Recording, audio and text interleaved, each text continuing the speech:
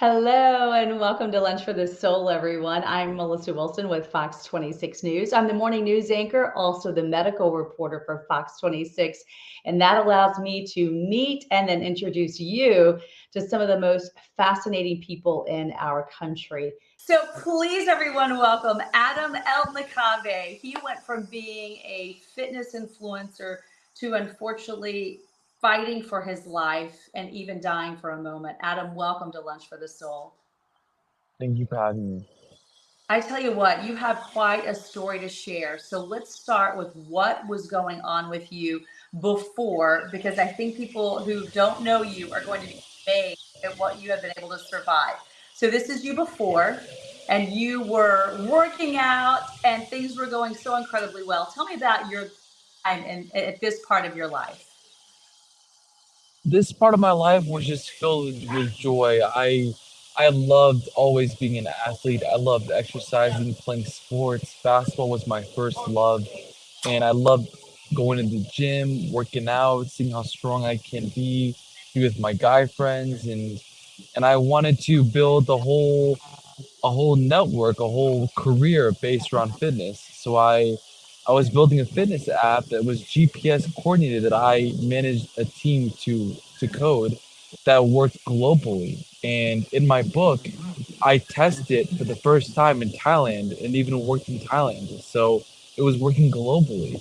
So I was all set. My app was gonna launch about 12 days before my accident. So my whole life just completely flipped in one single second. And literally flipped. So what happened? Tell me where you were, what you were doing when you were on your motorcycle. So after college, me and my best friend from high school wanted to celebrate our lives, about to continue on to our hopeful careers and future paths. So we decided to go on a vacation, and I kept talking about Thailand all my life because my dad is a fitness. I'm sorry, is a shoe CEO, a company, a very successful shoe company CEO, and he took me to Thailand a few times because our manufacturer was based in China, and then Thailand's only 4 hours down south. So I went there once, and I always told my friends about it. So we ended up going there, and then me and my friends saw that everyone on a motorcycle in Thailand that was a local never wore helmets. Nobody ever wore helmets, and my friend and I kept seeing this, and we were so struck with how much confidence they had.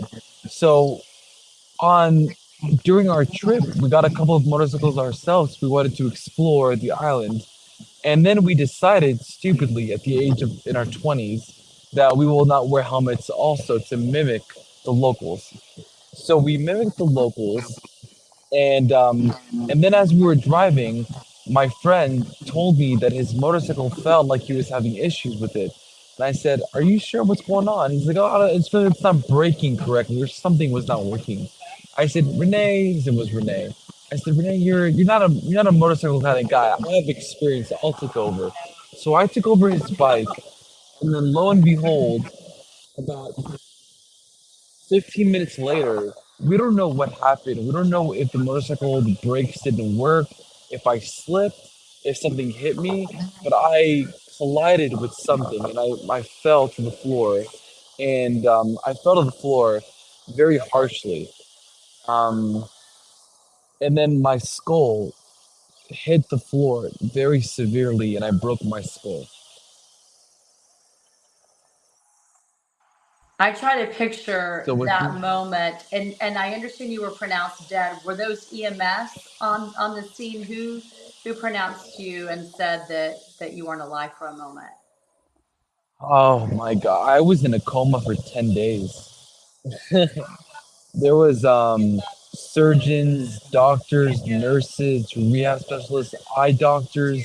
They all told my parents in the Thailand hospital because my parents all flew. My family all flew to Thailand, and they told my parents, "Listen, his his skull was broken. My skull is 15% plastic.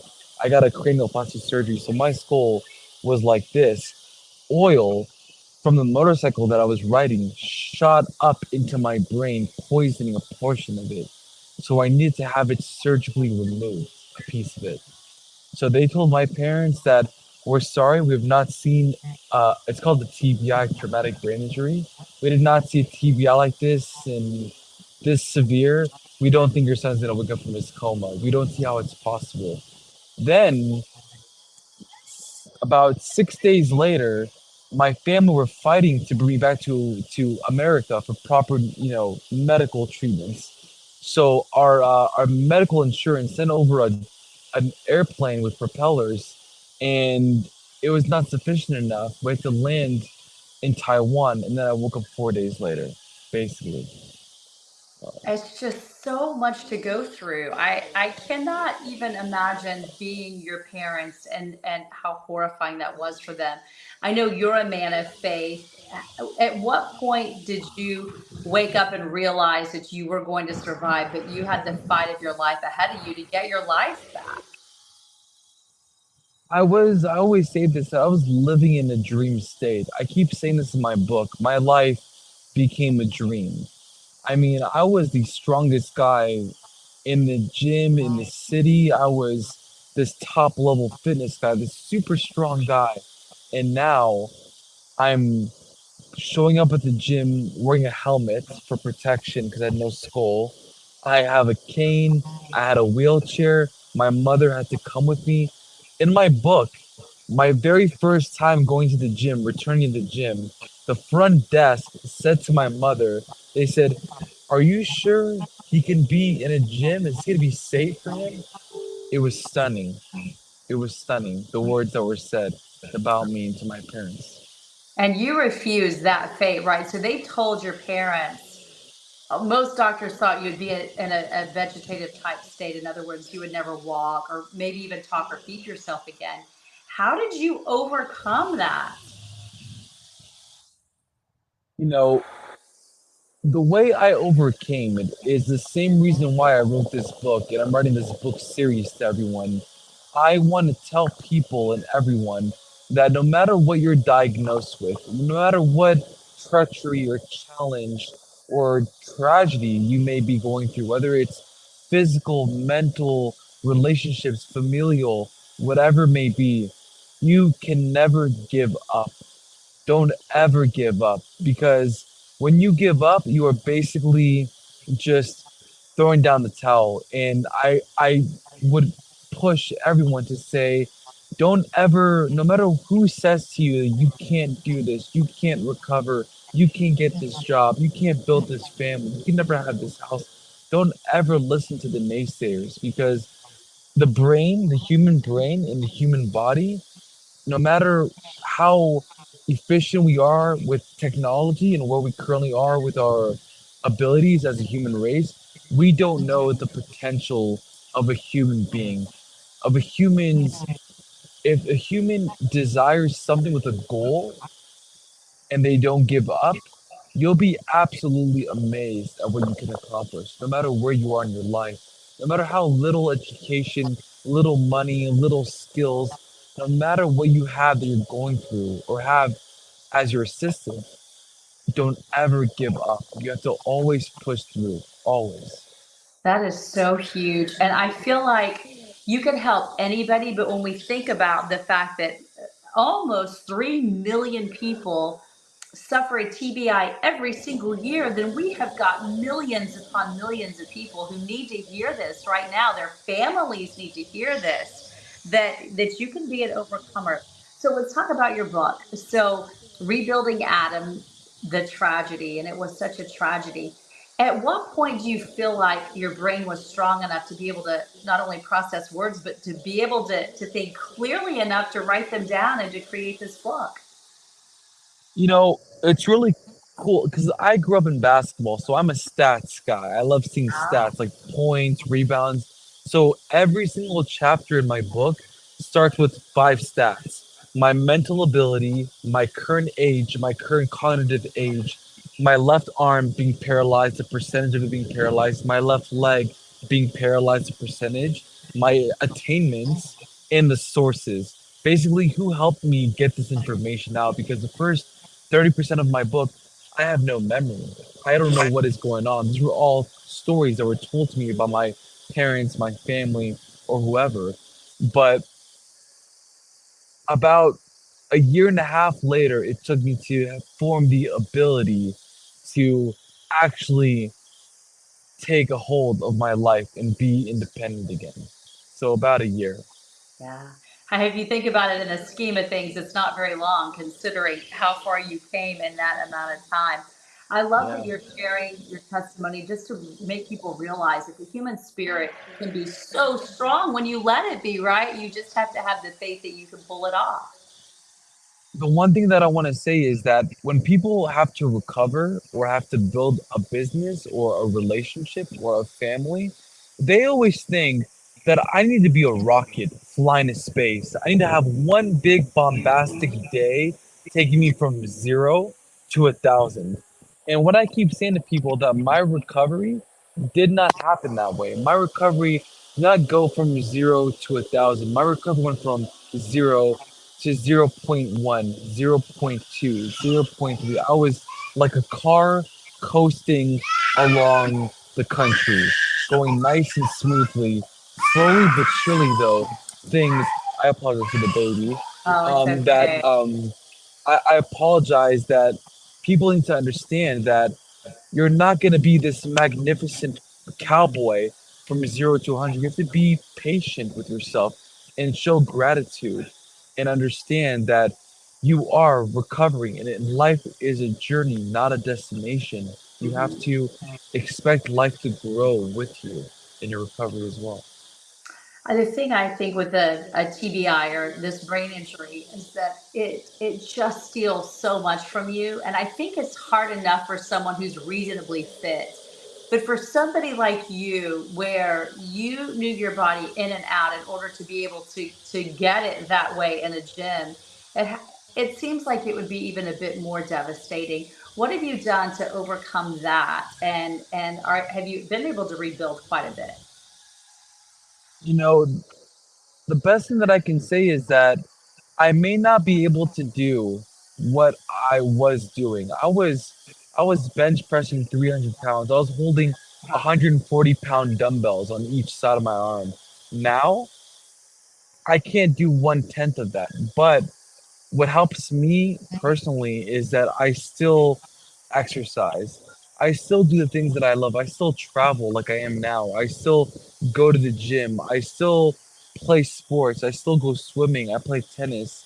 So I still do things that I love. And that is the biggest thing that I can say for someone to do. No matter what, if you can't do it at the same level that you once did, still do something that is relevant to you. That's what you love to do. Do the things that you love to do. That is just such solid advice. With your book, what do you hope people get out of it? Does it need to be somebody who has suffered a brain injury, or is this somebody who's really had a tough time with anything in life? Do you feel like those steps that you talked about, these 5 steps, can that make a difference for all kinds of problems in life? Absolutely, because in my book, I have so many personal challenges that are not just my brain injury. They are rekindling friendships, my family, support, a business, exercising, meeting girls. I was a single guy in my 20s. I wanted to hopefully meet my future wife. I was dating before my accident. I was dating the top Miss Pageant in my gym. Like everyone knew who she was. She was Miss Miami. Like everyone knew who she was. When she saw me at the gym, this is in my book. When she saw me with my skull being broken and me walking, skedaddling. I mean, I have my left arm and my left leg it was paralyzed. It was unable to move. When she saw me, she cut me off. She literally cut me off. And I want to show the audiences that you may have your family always by your side, you may have your friends always by your side, but things like a girlfriend, a job, something that's not committed to you with the love and care and support that you have forever, those things can be gone no matter what it is. Yeah. So you have to always be aware that life can throw curveballs at you, no matter Mhm. who you are.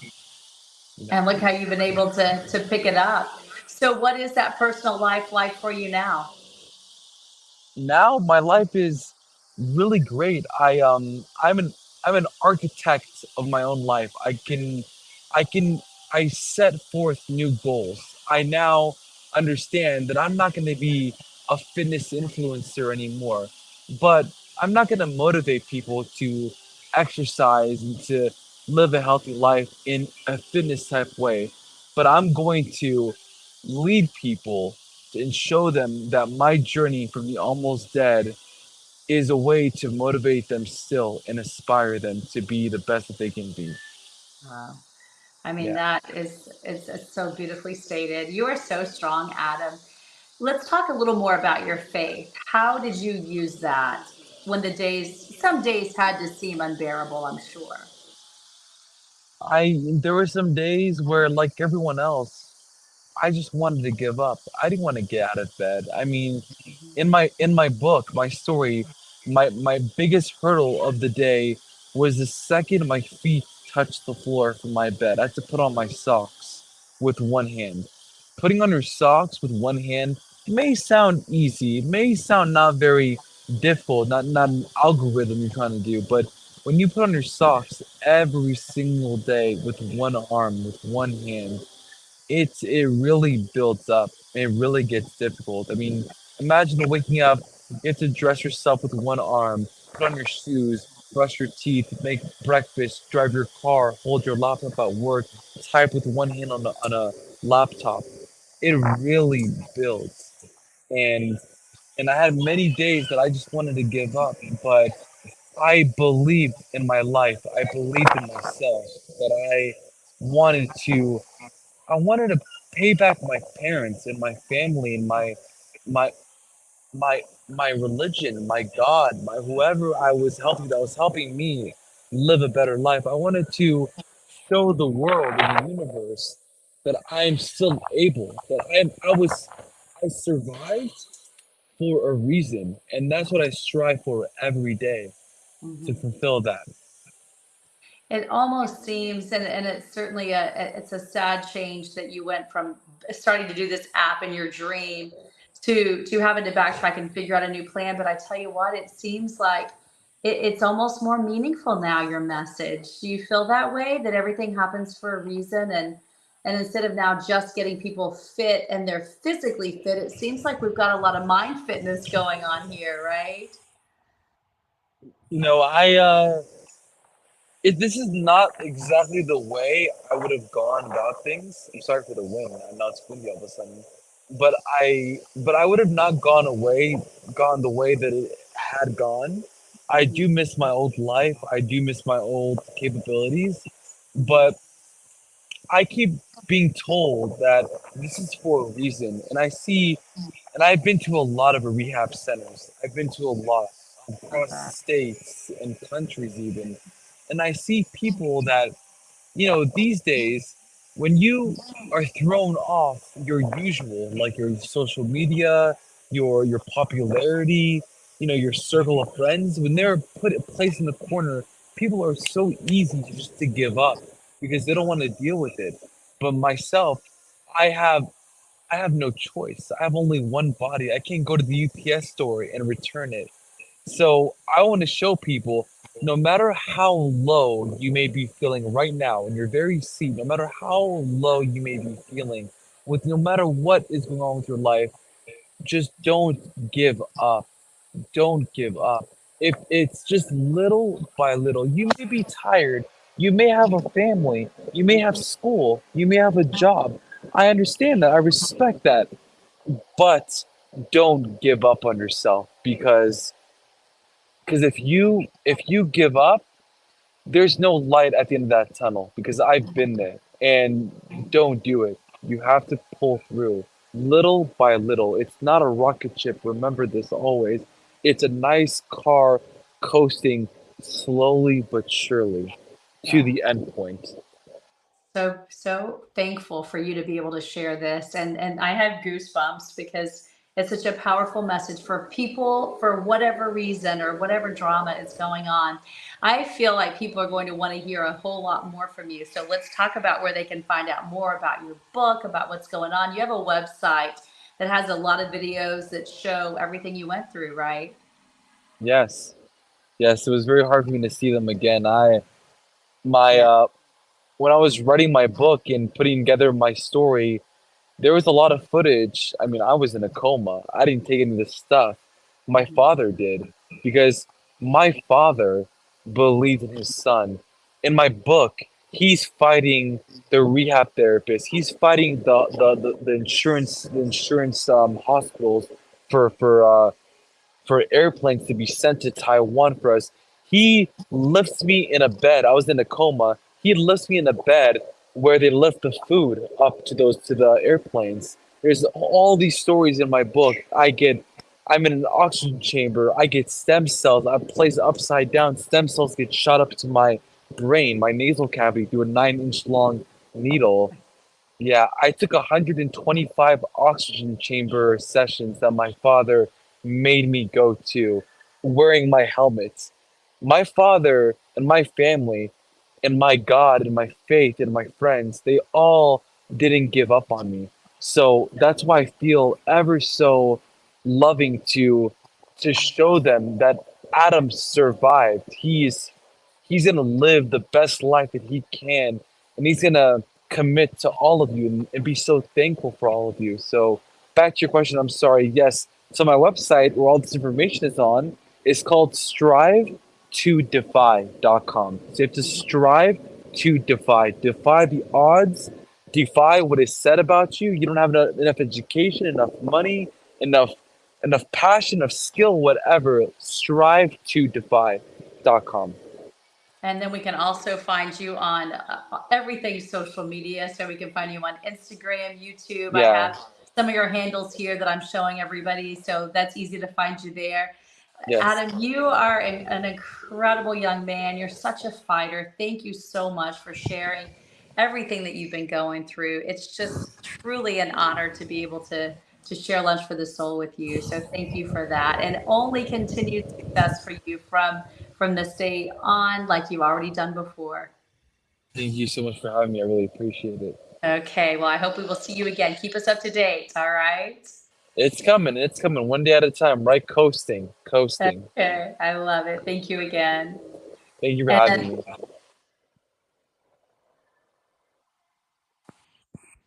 all right, everybody. Thank you for being here on Lunch for the Soul. Such an honor. I hope you'll join us next time. This is easy to reach out to me. If you want to be featured on Lunch for the Soul, all you have to do is reach out to me. Probably easiest is to email me. So grab a pen. It's melissa.wilson@fox.com. And I hope to see you back here next time. Have a beautiful day.